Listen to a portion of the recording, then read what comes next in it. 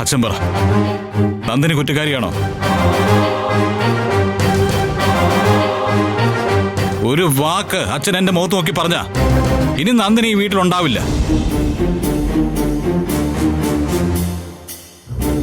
ഇത് സൂര്യ പറയുന്ന വാക്കാ. അച്ഛന് വിശ്വസിക്കാം, എല്ലാവർക്കും വിശ്വസിക്കാം.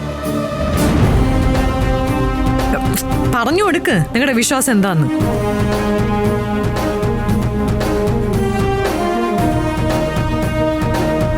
ഇത്രയും വലിയൊരു ആക്ഷേപം വന്നപ്പോ നന്ദിനിയോട് ഒന്നും പറയാതെ ഞാൻ മുറിയിലേക്ക് കയറിപ്പോയി.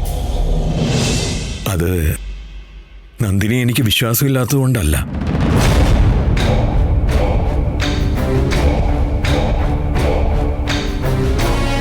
ഞാൻ അവളെ വിളിക്കുന്നത് മോളെ എന്നാ.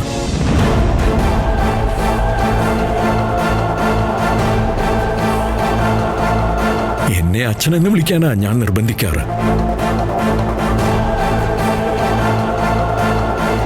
എനിക്കവളെ വിശ്വാസമാണ്.